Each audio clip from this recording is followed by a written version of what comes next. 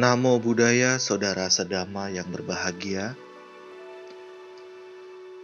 Berikut adalah tanya jawab Bante Utamo yang kami review dan bacakan ulang. Pertanyaan dari Eric, 22 November 2010, tentang rupang. Namo Buddhaya. Bante, saya ingin bertanya. Dalam sutra salah satu bodhisattva dikatakan bahwa bila menyediakan tempat yang bersih di sebelah selatan dan meletakkan rupang atau gambar bodhisattva tersebut, serta memuja dengan dupa, buah, air, bunga akan membuahkan karma baik, seperti yang diuraikan di dalam sutra tersebut. Selama ini, saya membaca parita atau keng hanya dengan dupa, tanpa rupang atau gambar bodhisattva.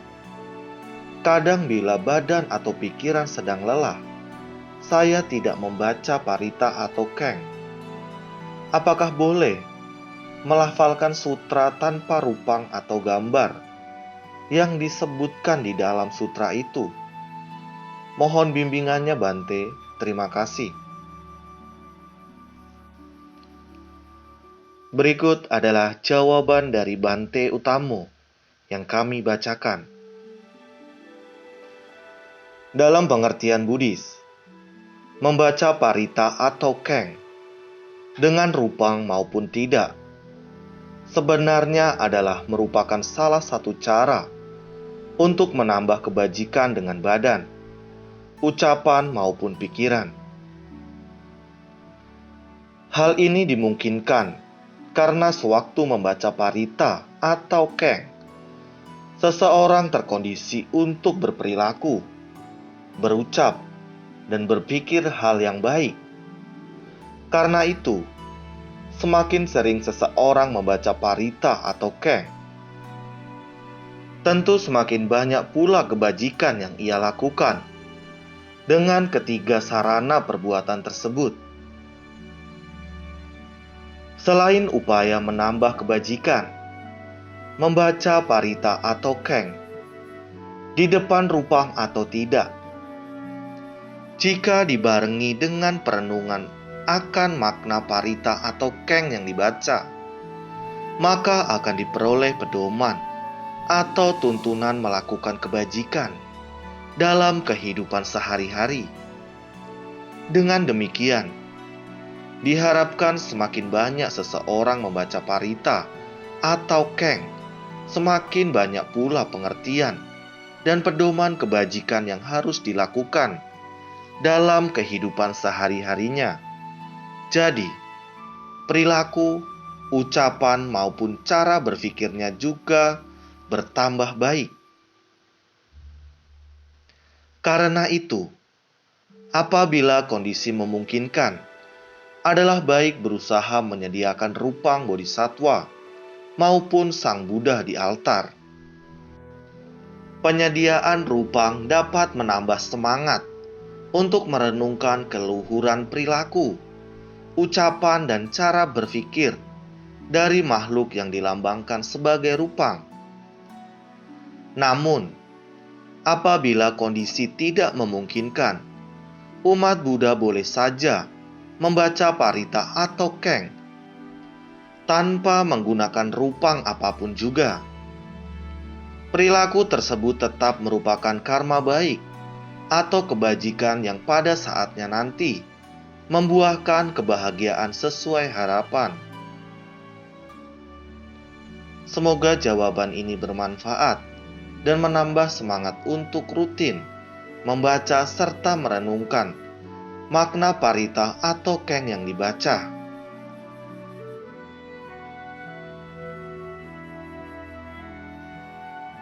Pertanyaan berikutnya tentang jodoh dari Ivi, 22 November 2010. Namo Buddhaya, saya ingin bertanya soal jodoh saya yang tidak lancar.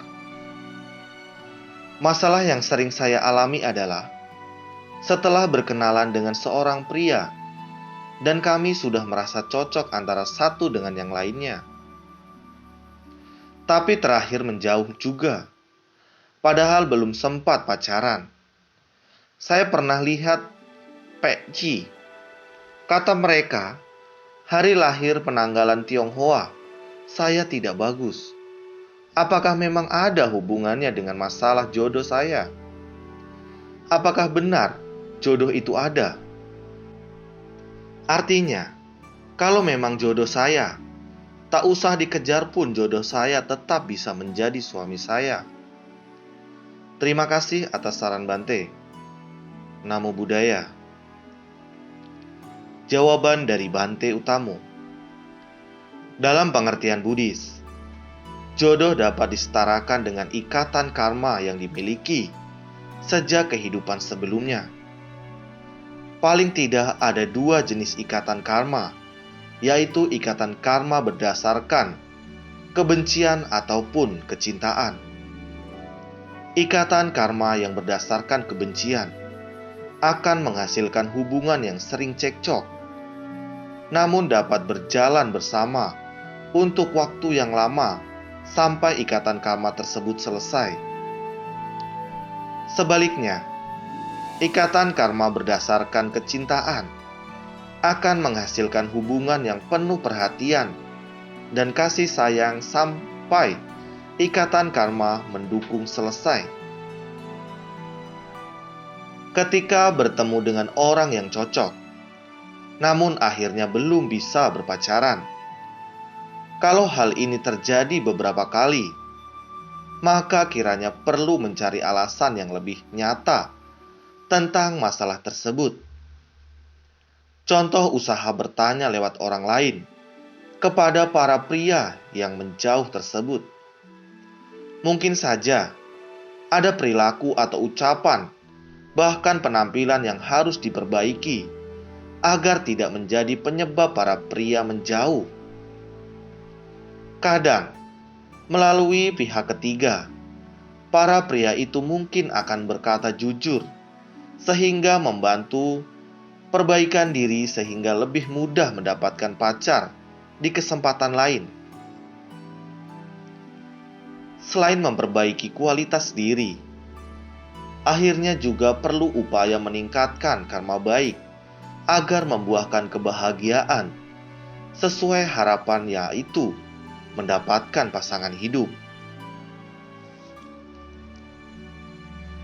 Secara tradisi yang berkembang dalam masyarakat, seseorang yang sulit mendapatkan pasangan hidup hendaknya sering melakukan pelepasan makhluk ke habitatnya. Carilah makhluk yang dijual di pasar dan biasa dimasak untuk dimakan, misalnya belut atau ikan. Belilah dalam jumlah genap, karena genap melambangkan pasangan. Lepas secara berkala, dalam waktu beberapa bulan sambil terus mengucapkan tekad. Semoga dengan sering melepaskan makhluk, saya pun terlepas dari kesulitan mendapatkan pasangan hidup. Semoga semua makhluk selalu hidup berbahagia. Kadang, dengan sering melepas makhluk tanpa harus melakukan pantang makan maupun perilaku apapun juga, ditambah dengan perubahan penampilan fisik serta perbaikan perilaku maupun ucapan, pasangan hidup dapat lebih mudah diperoleh walaupun tanpa mengubah pakci yang dikatakan kurang baik tersebut. Karena dalam pengertian Buddhis, perubahan perilaku dengan upaya terus-menerus menambah karma baik dapat memperbaiki bahkan mengubah hal-hal yang buruk yang mungkin sudah dibawa sejak lahir. Adapun jodoh maupun semua sudah merupakan ikatan karma, tentunya juga perlu diperjuangkan, bukan hanya dinanti secara pasif. Bagaikan makanan yang sudah tersedia di atas meja, Juga perlu usaha untuk menyendok dan memasukkan ke dalam mulut. Tidak bisa makanan itu otomatis masuk ke perut dan membuat kenyang.